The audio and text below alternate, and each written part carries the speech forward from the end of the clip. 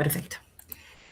Bueno, buenas tardes a todos y a todas. Bienvenido a este conversatorio virtual de Huerta Ecológica. Mi nombre es Noelia Bernier, soy coordinadora del área de política ambiental de la Universidad Nacional de Rosario. Y nos acompaña hoy Ornella Brezán, que es coordinadora del programa Arbolal UNR, quien va a estar desarrollando, por supuesto, esta charla.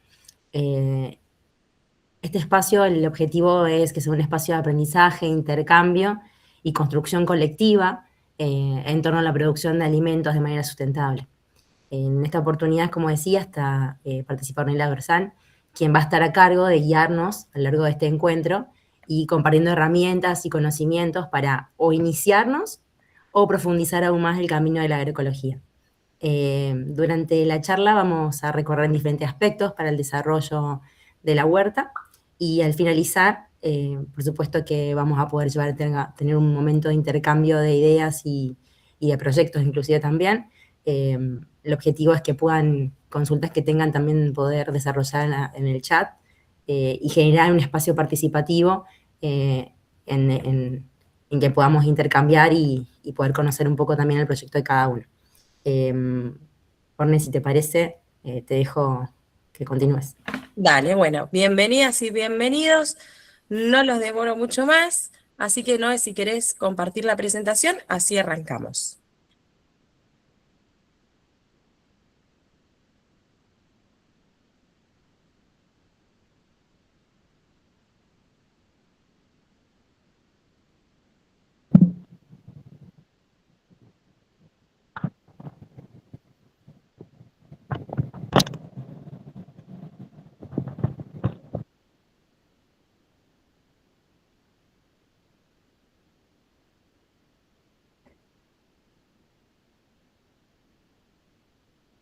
Bueno, como lo dice el título, hoy vamos a conversar un poco de lo que es la huerta agroecológica, ¿sí? Más que nada conceptos bases para su diseño y planificación. Noé, si querés pasar a la próxima. ¿Me escuchan bien? Sí, Bien. sí, está bien. Sí, sí. Bien, antes de arrancar con algunos conceptos, considero que cuando hablamos de una huerta o huerta agroecológica ya se nos vienen conceptos o cosas que sabemos como la producción o el cultivo de alimentos, ¿no es cierto? Entonces, antes de arrancar con el desarrollo de este curso, les voy a dar una tarea, así, la tarea al principio. Quiero que a partir de ahora vayan pensando dónde puedo aplicar lo que voy a aprender o a quién se lo puedo compartir. ¿Sí? ¿Qué quiero decir con esto? Si yo tengo un patio y me gustaría llevarla a cabo en el patio, si no tengo ningún tipo de espacio, pero tengo una amiga o soy maestra jardinera de pronto y en el jardín hay un espacio con suelo del cual puedo trabajar junto con los jardines de infantes, así que durante todo el recorrido de este curso quiero que vayamos pensando a dónde yo puedo aplicar lo que vamos a aprender hoy y se lo puedo compartir también, porque es clave que nosotros compartamos todo lo que vamos aprendiendo, ¿sí? Ahora bien, cuando hablamos de huerta agroecológica, sí, vamos a pensar en la producción de alimentos sanos y de buena calidad. Y cuando hablo sano y de buena calidad, voy a estar referenciándome a que no vamos a usar ningún tipo, ¿sí?, de sustancia química, ¿sí?, o de agroquímico en realidad, para producir estos alimentos, ¿sí? También vamos a tener cierto respeto con los ciclos de la naturaleza y vamos a promover distintos conceptos como es la biodiversidad del ecosistema, la salud del suelo y el equilibrio de ese ecosistema, ¿sí? Y en sí la huerta también tiene distintas prácticas o se basa, ¿sí?, en 4 pilares fundamentales, que es la producción de abono, que es el compost, ¿sí?, más adelante los podemos comentar un poquito más, la protección del suelo, que se llama cobertura o mantillo. Después tenemos las asociaciones, que es de qué forma vamos a combinar distintas plantas, dependiendo del espacio que tengo, y las rotaciones de esas plantas que cultivé en las próximas temporadas, ¿sí? Las rotaciones de los cultivos. Eso es como en línea general lo que vamos a transitar durante todo este curso. Pasamos. Bien, antes de pensar en qué voy a sembrar o la época del año, voy a pensar en el espacio y en el tiempo que yo tengo para dedicar. ¿Sí? Entonces, primero, si yo no tengo mucho tiempo, sepamos que la huerta demanda cierto tiempo, entonces voy a tener que adaptar. Es decir, si yo tengo un patio extenso, grande, y digo, quiero hacer huerta en todo el patio, y sin embargo, de lunes a viernes trabajo de 8 a 8, mi disponibilidad horaria es escasa. Entonces, sí, nos ponemos a pensar qué tiempo le puedo yo dedicar. Eso por un lado. Y por otro lado, el espacio real que yo tengo para aplicarlo. Cuando hablo de espacio real, hablo de un patio de una casa, ¿sí? De un balcón, de una terraza, de un cantero. Mi huerta, por ejemplo, yo vivo en un pasillo interno, lo hago en un cantero. ¿Sí? En una terraza, bueno, en algún patio interno, en un cantero, etc. Acá podemos ver distintas imágenes. Disculpen, estoy un poco engripada. Esta imagen de inferior a la derecha, ¿sí? Es una terraza. La de arriba es donde están, es el ideal, ¿no es cierto? Entiendo que todos queremos apuntar a esto, donde se producen los lomos para producir alimentos para toda una familia, por ejemplo, ¿sí? A la izquierda podemos observar cajones. Pensemos también siempre que hagamos una huerta en recuperar algunos materiales. No es siempre necesario comprar todo, sino reciclar o reutilizar algunas cosas que ya tenemos en casa, ¿sí? También tenemos, bueno, macetas con bidones de agua. Tenemos las huertas verticales también para aprovechar el espacio cuando es reducido. Pasamos. Si voy muy rápido me dicen porque por lo general aprieto el acelerador y me voy. Bueno, entonces, cuando voy a planificar mi huerta, voy a tener que tener en cuenta varias cuestiones. Primero, el espacio, y en este espacio la ubicación, pensando en que si, por ejemplo, tengo un terreno, la ubicación de la huerta y de estos canteros que voy a crear tienen que tener un sentido norte-sur. ¿Para qué? Para que cuando salga el sol por el este le dé absolutamente todo el día a las plantas que cultivé hasta que se opone el sol, ¿sí? Es sí o sí indispensable la luz solar directa por más de 5 horas. Por otro lado, tener agua cerca, ¿sí? La fuente de agua es necesaria, porque, por ejemplo, digo, ay, si yo tengo un pedacito de suelo allá y tengo que hacer, por ejemplo, media cuadra para ir a cargar un balde de agua y volver e ir a regar, a veces que es medio complejo. Entonces, siempre pensemos en que el lugar donde voy a ubicar la huerta tiene que ser un lugar cercano a donde haya agua, ¿sí? Una fuente de agua. Debe estar lejos de los paredones o de árboles que le hagan sombra. Es necesario un cerco en el caso de que tenga animales, ¿sí? En el caso también de que si tenemos un buen terreno donde podemos hacer distintos tipos de canteros o de lomos, el ancho que va a tener que tener este cantero es de 1 metro o 1,20 m aproximadamente para poder trabajarlo de manera cómoda. Si yo lo hago muy ancho, sucede que en la parte del medio del cantero no voy a alcanzar con las manos, entonces esa parte no la voy a poder trabajar. Entonces sí o sí, entre 1 metro y 1,5 m en el caso de hacer un cantero, ¿sí? O un lomo. Bueno, por otro lado voy a necesitar las herramientas que son palas, rastrillos, carretillas, algunas hadas, regaderas o baldes. Y por último, lo más importante, las semillas también, ¿sí? Las semillas por lo general vamos a sembrar semillas de estación.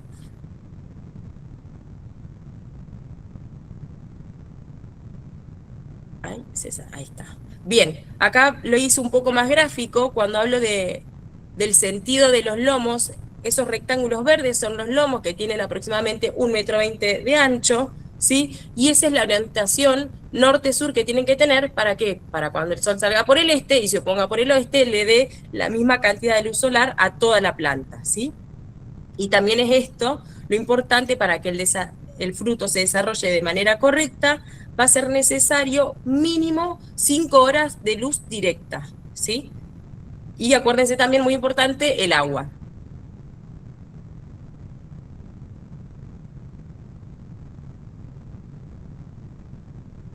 Bien, una vez que ya tengo la ubicación, pensé más o menos la dirección que puedo tener en el espacio. Tengo la fuente de agua cerca, comenzamos a preparar los canteros.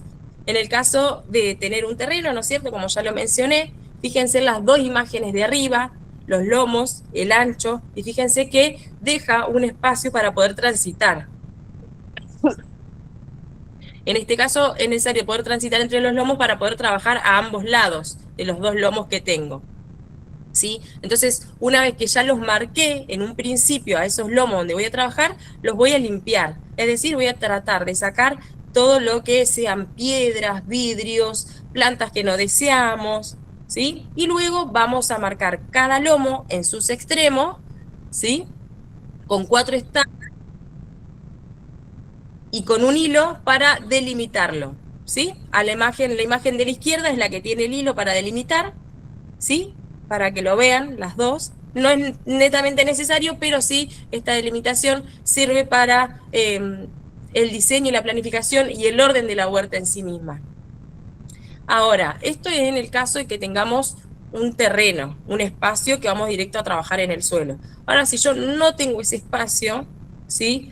Tengo que encontrar en qué puedo trabajar. Y ahí es cuando aparecen algunos canteros, o bueno, ahí como ven en la imagen hay un cajón, hay bidones de agua reciclados, y en el caso de que trabajemos con recipientes como macetas, pensemos en que sí o sí tienen que tener 40 centímetros de profundidad para poder, para que las raíces se desarrollen de manera correcta, ¿sí?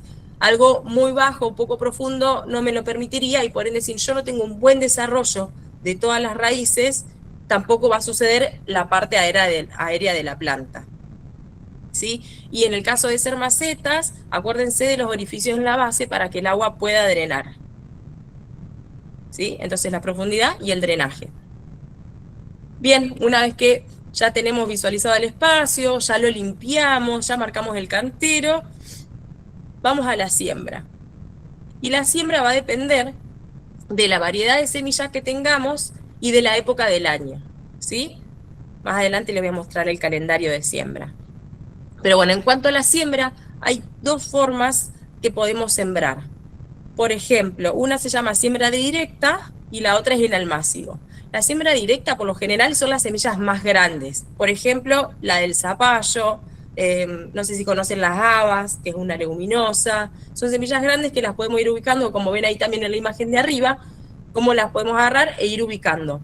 Por lo general, la siembra directa, cuando la planta crezca, no va a necesitar de un trasplante, ¿sí? Se va a desarrollar donde la sembramos. En cuanto a la siembra en almácigo, esta siembra lo que requiere es mayor cuidado. Una puede ser porque las plantas son más susceptibles a los cambios de temperatura y también por una cuestión económica de que las semillas, algunas semillas son más caras que otras. Entonces, también hay que tener cierto cuidado, porque si yo invierto en comprar una semilla que de pronto digo, hago una siembra directa, heló, y esa semilla no germinó, entonces hay que tenerlo en cuenta también, ¿sí? Las semillas que sean más sensibles van a ir en almácigo, y las otras que no, que incluso son más grandes en tamaño, van a ir directa, ¿sí?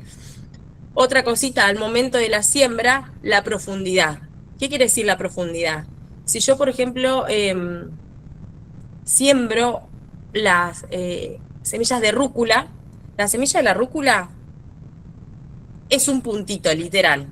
Es un puntito muy chiquito que claramente lo único que tengo que hacer es apoyarla sobre el suelo y apenas hacer una lámina o una capa para taparla, ¿sí?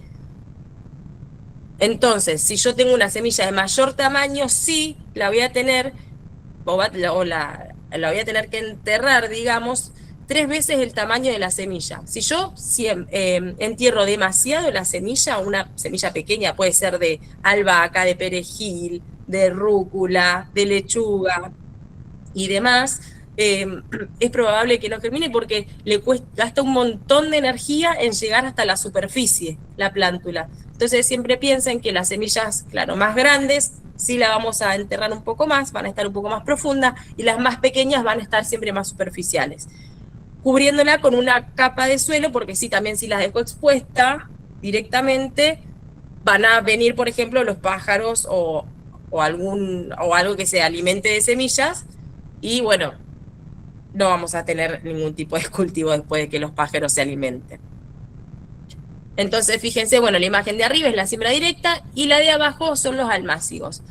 Estos almácigos, esta es la forma reutilizable, pero si no también vienen unos que son de plástico, que se llaman plugs, que es como un maple de huevos, pero en versión plástica, ¿sí? Que esos son los que se utilizan para plantar individualmente aquellas semillas que, bueno, que necesitan cierto cuidado y que necesitan ser protegidas. Ahora sí pasamos. Bueno, acá está el calendario de siembra, lo que les contaba anteriormente.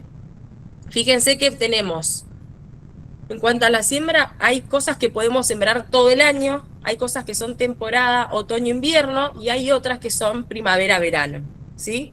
Entonces nosotros pensemos que el año vamos a poder cultivar o alimentarnos de acelga, apio, lechuga, rabanito, remolacha y zanahoria, ¿sí?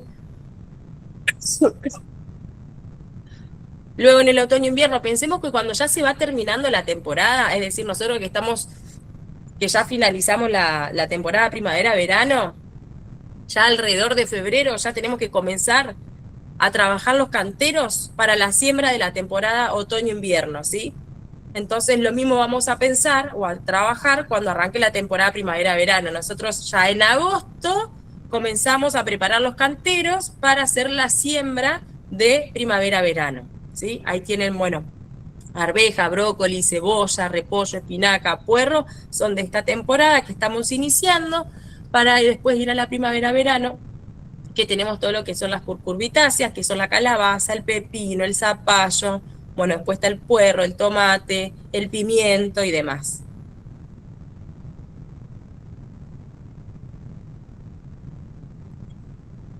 Cambiamos. Bien, seguimos con tareas o actividades que también son parte de la huerta, ¿sí? Ya hablamos de la siembra, ¿no es cierto? Ahora vamos a ir al raleo. Y el raleo consiste en, por ejemplo, cuando yo hago una siembra directa, hay veces que se caen algún puñado de semillas juntas, por ejemplo. Y esas semillas van a germinar porque tienen un buen poder germinativo y van a germinar todas en un espacio reducido. Entonces el raleo trata de sacar aquellas plantas que o estén mal, que nosotros las veamos que no tienen una buena salud, ¿sí? Esas las vamos a quitar y las vamos a eliminar. Y si no, aquellas que gozan de buena salud, las vamos a reubicar en otro espacio para generar el espacio y el buen desarrollo de todas las plántulas, ¿sí? Bueno, una vez que les voy a contar también, volvemos para atrás.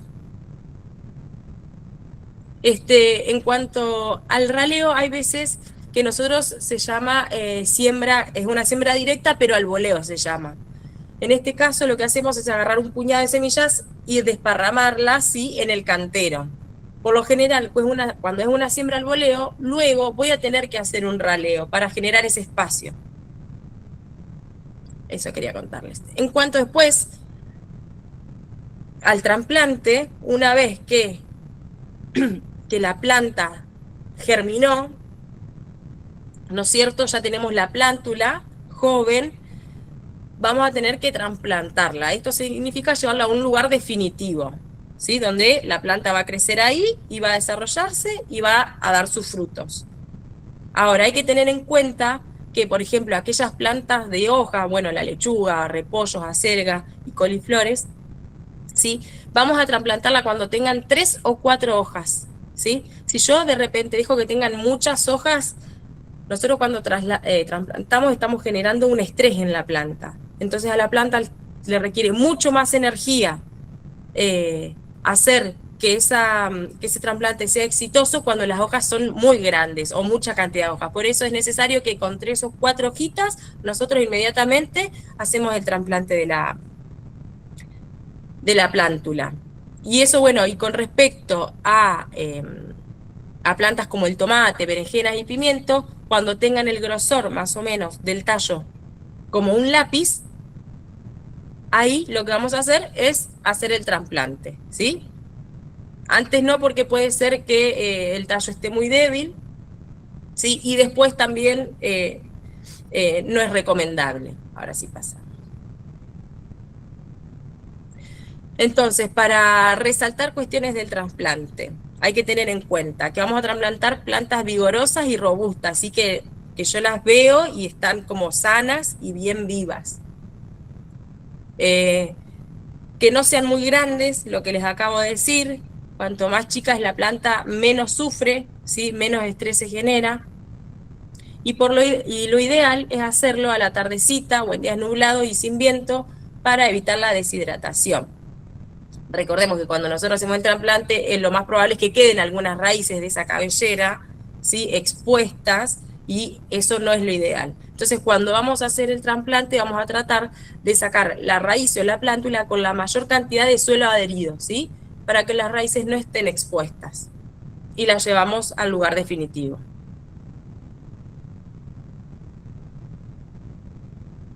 Bien, una vez que hicimos los trasplantes, otras prácticas que vamos a tener que tener en cuenta es la cobertura del suelo, ¿sí? La cobertura del suelo es muy importante porque la protege de la erosión, ¿sí? Del suelo, que no se escurra, por ejemplo. Por otro lado, ayuda a conservar la humedad y también impide que crezcan cosas que nosotros en ese momento no queramos que crezcan. Entonces lo que hacemos, como ven en la imagen superior, como el pasto seco que se cortó, ¿sí? Tapa el resto del cantero y deja expuesta a la planta, ¿sí? De esa manera, bueno, ayuda a conservar también un montón la humedad, más que nada en temporada de verano. Otra práctica que también llevamos a cabo es el desbrote, y particularmente se da en los tomates, ¿sí? Los tomates es un cultivo bastante particular porque necesita una estructura para sostenerla, ¿sí? Necesita un tutorado. Y por otro lado también el desbrote. ¿En qué consiste el desbrote? Como pueden ver en la imagen, en la parte de la axila, ¿sí? Es decir, en el vértice está saliendo un brote que por lo general la gente lo llama chupón, ¿sí? Eso hay que cortárselo porque no es productivo y le saca energía a la planta para producir el tomate después, ¿sí? Es fácil de reconocer, simplemente hay que conocer el tallo principal, y de las hojas, ahí comienzan a salir estos chupones. Bien, tenemos la siembra, ya colocamos el mantillo. Ahora viene algo fundamental para la producción de alimentos, el riego. Sin el riego, la semilla no se hidrata, y si no la hidratamos a la semilla está en un periodo de latencia o está dormida, por así decirlo, y todo su metabolismo se activa cuando se hidrata, ¿sí? Entonces, una vez que terminamos de sembrar, comenzamos a regar. Claramente, en la temporada de verano, el riego es casi diario, salvo que llueva o tengamos un buen mantillo y demás. Vamos a tener que regar diariamente. ¿Y qué vamos a regar? El suelo, ¿sí? No reguemos las plantas. Y sí o sí vamos a tratar de hacerlo a la tardecita, porque si no el sol evapora muy rápido con las altas temperaturas, y no lo queremos. Sin embargo, en invierno pasa lo contrario. El riego no es diario, ¿sí? Probablemente en la semana estemos regando 2 o 3 veces, ¿sí? Pero sí o sí hay que regar inmediatamente después de la siembra. Ese riego va siempre. Después, una vez que pasan 2 o 3 días, comienzo a evaluar la humedad del suelo, y ahí lo que puedo hacer es chequear en la capa superficial los primeros 2 o 3 centímetros, si están secos, ¿sí? O se desgranan muy fácil, es que necesita agua, y en el caso de que no, es que la humedad es adecuada, ¿sí? Y otra cosa también del invierno, en el caso del invierno, como el sol no es tan fuerte y las temperaturas no son tan elevadas, vamos a regar en otro horario, ¿sí? En otro horario que no sea el del atardecer. ¿Qué pasa? Si nosotros regamos al atardecer, como el agua no se evapora rápidamente, se genera un ambiente propicio para el desarrollo de los hongos. Y eso es lo que nosotros no queremos. Entonces también el momento del riego es muy importante para evitar, ¿sí?, algunas enfermedades. Entonces, en invierno, por lo general, vamos a regar durante la mañana, temprano, alrededor de las 10 de la mañana, y es lo ideal, o a la tarde. También a la noche no, como les digo, por el tema de las heladas.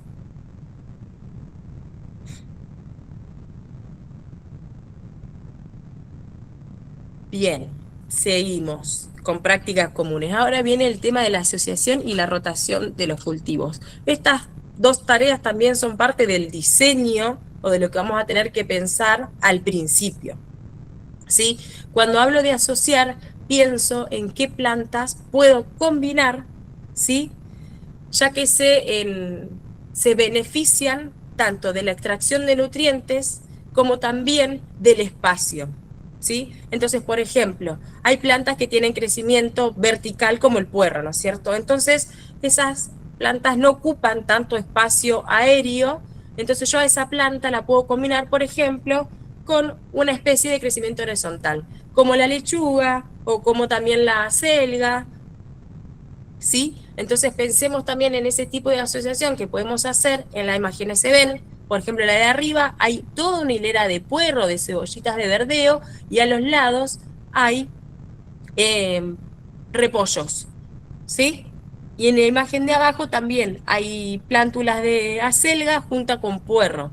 Esa es una manera también de hacer eficiente el espacio que tengo, ¿sí? Porque de repente, si no tengo mucho espacio, no puedo plantar 15 plantas de acelga, porque ocupan su lugar las plantas de acelga. Entonces, a lo mejor puedo combinar algún puerro, alguna cebolla de verdeo o cosas que crezcan en altura, ¿sí?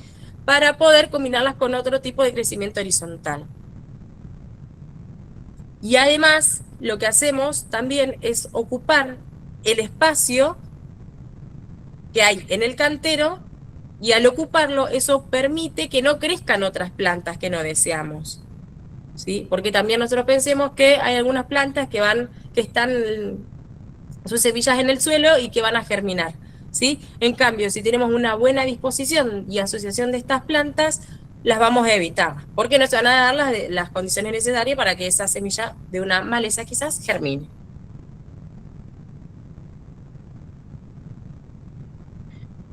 Bien, otra cosa que me faltó decir de la plaquita anterior es el tema de los nutrientes. Si bien todas las plantas van a consumir todos los nutrientes, o los principales como nitrógeno, fósforo y potasio, depende, la planta va a consumir más de un nutriente que de otro, ¿sí? Por ejemplo, las de hoja por lo general van a consumir más nitrógeno, a diferencia de las raíces como la remolacha o la zanahoria, que van a consumir más potasio, por ejemplo. Pero si bien todas consumen todo, también no hay una competencia de nutrientes al hacer esa asociación de cultivos. Pasamos. Bien. Ya comentamos lo que es la asociación de cultivos, vamos a ir a la rotación. Y rotación, vamos a pensar en hacer una alternancia de los cultivos, ¿sí? Que nosotros planificamos la huerta. Y si ahora, por ejemplo, estamos en una temporada donde vamos a plantar habas, por ejemplo, que son leguminosas, en la próxima temporada voy a tener que plantar otra cosa, ¿sí? ¿Por qué? Porque ese suelo va a estar pobre en ese nutriente, por ejemplo, que consumió el haba. Entonces siempre pensemos en que vamos a tener que alternar, ¿sí?, las plantas del lugar en la que igual las vamos plantando, ¿sí? Acá, por ejemplo, se ve la rotación de los cultivos en la imagen de la izquierda, casi inferior, ¿sí? Fíjense cómo están todas las plantas de hojas, que luego van a ser plantadas en la próxima temporada en el espacio de las raíces, y que las raíces luego, en la próxima temporada, van a ser plantadas en el lugar de las leguminosas. Ahí hay unas chauchas, pueden ser arvejas, ¿sí? Entonces pensemos también en que si este año en este espacio cultivamos tomate, el año que viene voy a tener que cultivar otra cosa. Pasamos. Bien, nos vamos acercando al final. Espero que hayan pensado la tarea del inicio. La vuelvo a recordar, de que pensemos en dónde la podemos aplicar o dónde podemos llevar lo que aprendamos hoy, a quién se lo podemos compartir. Bien, algo también muy común que aparece en las huertas es el tema de algunas enfermedades o algunas plagas. Y la agroecología lo que hace es, se basa como en el principio de prevenir antes que curar, ¿sí? Si bien tiene sus sustancias para contrarrestar si hay algo, lo ideal es prevenir, es decir, que esa plaga o esa enfermedad no llegue. ¿Y de qué manera lo hacemos? Es a través de las aromáticas y las plantas medicinales, ¿sí? Pensemos que las aromáticas, estoy hablando de la salvia, el romero, orégano, la ruda, la menta, la albahaca, ¿sí? Todas estas plantas lo que hacen es que tienen distintas esencias, distintos aceites esenciales, que van a repeler ciertos organismos. ¿Sí? Por eso, por lo general, las aromáticas las vamos a ubicar, si tenemos la huerta, en los extremos, ¿sí? En la periferia de la huerta, y si tenemos 1 o 2 canteros, a los extremos de los canteros, ¿sí? Ahí podemos ver en la imagen izquierda, ¿sí? Adelante uno que es medio blanquecino, que es tomillo, atrás podemos ver el romero. Después también tenemos otras protagonistas muy importantes y muy necesarias, que son las florales, ¿sí? Aquellas plantas florales son las que nos van a ayudar a la polinización de la huerta, ¿sí? Porque van a atraer a los polinizadores, como las abejas. Entonces también son muy importantes que las plantas florales, como las caléndulas, estén, por ejemplo, en los extremos de los canteros. Las caléndulas son estas que se ven acá con una florcita anaranjada en la imagen de la izquierda. Y bueno, acá en la imagen de la derecha se ve todo un cultivo, no logro diferenciar si es repollo o brócoli, pienso más que es un repollo, pero acá adelante se ve como una salvia, ¿sí? O una menta. Siempre pensemos en esto, en la ubicación de las aromáticas que estén en los extremos de los canteros. Entonces, tanto las aromáticas como las plantas medicinales nos van a ayudar y a colaborar al equilibrio y a la buena salud de la huerta, previniendo aquellas plagas y enfermedades que pueden aparecer, ¿sí? Bien, entonces, como ya les mencioné, en la agroecología tratamos de prevenir, ¿sí? Que las plagas. Acá les presento las más comunes, ¿sí? Vamos de arriba, la primera imagen de arriba a la izquierda se llaman thrips, son insectos muy pequeños que se ven, es un puntito negro que se ve que se mueve muy dinámico, ¿sí? Que se encuentran en ambos lados de la cara de la hoja, ¿sí? En la imagen del medio tenemos la cochinilla algodonosa, esta es muy visible y se puede detectar fácilmente. También tenemos otro tipo de cochinilla que tiene como forma como escudito, ¿sí? Esta es más inmóvil, en cambio diferente de la cochinilla algodonosa. Y en la imagen de abajo tenemos diferentes tipos de pulgones. ¿Qué pasa?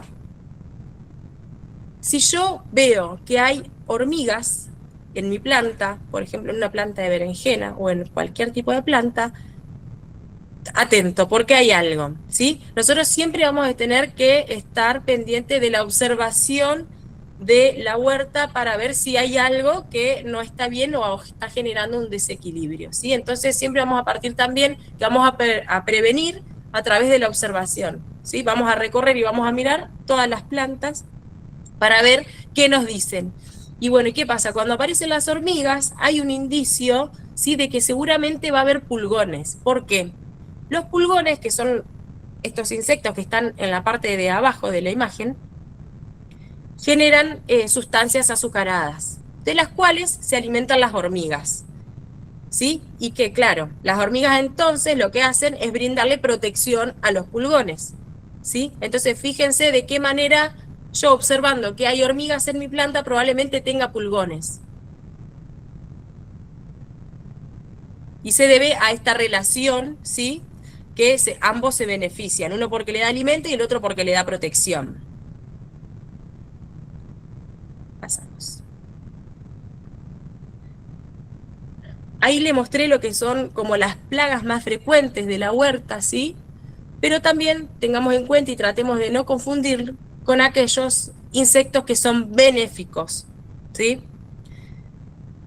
es muy importante tener aliadas a las flores, como por ejemplo del apio, del brócoli, del perejil y de la selga, porque atrae insectos benéficos, ¿sí? Estos insectos benéficos, por lo general, ya las mencioné, a las abejas, que son las principales polinizadoras, ¿sí? Para que después podamos obtener distintos tipos de fruto. Y por otro lado, también tenemos otros insectos como la vaquita de San Antonio o la mantis religiosa, que son depredadoras y se alimentan de esos pulgones. Si fíjense, bueno, en esta imagen justo están los tres actores. Tenemos una hormiga a la derecha, los pulgones en el medio y una vaquita de San Antonio depredadora. Entonces, también aprendamos a reconocer cuáles son aquellos insectos benéficos y cuáles son los perjudiciales, ¿sí? Para no correr a lo que nos corresponde. Ahí en esa imagen está la mantis. Está la mantis, exactamente. La mantis es un insecto beneficioso porque es depredador, ¿sí? De otros insectos, entonces es un aliado en la huerta. Perfecto, perfecto. Entendí que habías dicho hormiga, por eso. Ah, no, en la imagen de abajo, dije la hormiga, porque justo expliqué en la diapositiva anterior la asociación de las hormigas con los pulgones. Perfecto. Gracias. No, por favor. Bueno, estamos llegando al final, en realidad creo que ya llegamos.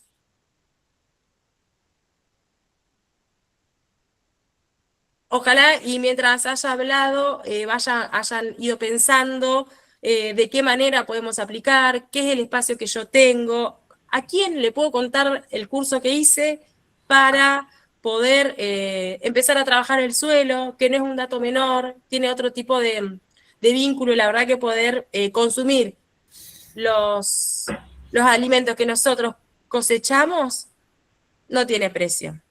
Así que nada, los invito a pensar de qué manera, y si no tengo mucho espacio, puedo arrancar por las aromáticas, que también ya nos dan un montón de beneficios y que tienen un montón de propiedades. Siempre pensemos el contexto y el tiempo que yo tengo para dedicarlo, pero hago algo, ¿sí? No es que tipo, porque no tengo un pedazo de tierra, no hago nada. No, el espacio que tengo, o como puedo, hago algo. O le cuento a alguien del curso al que fui hoy. ¿Sí? Eso para mí ya es un montón. Orne, acá nos dicen que las hormigas son aliados del cultivo de zapallo y calabaza también. ¿Viste? Están en todos lados. Bueno, si ¿Te alguno puedo hacer una quiere... consulta? Eso, perfecto. Perdón. No, sí, dale. Quería que me cuentes cómo vos harías desde el principio el lomo. O sea, tengo espacio, no voy a tener cantero, porque no lo tengo, pero quiero armar un lomo. ¿Cómo desde cero lo armo, digamos? Perfecto. Primero, la orientación, ¿sí? Tiene que tener orientación de norte a sur. Me fijo eso, ¿sí? Y Sí, eso es perfecto. Y después el tema del agua. Una vez que yo ya por lo menos reconocí esas dos cosas, comienzo a trabajar ese lomo o ese cantero con un ancho de 1,20 m. De 1,20 m y, por ejemplo, de 1,20 m por 2 o 3 metros de largo, ¿sí?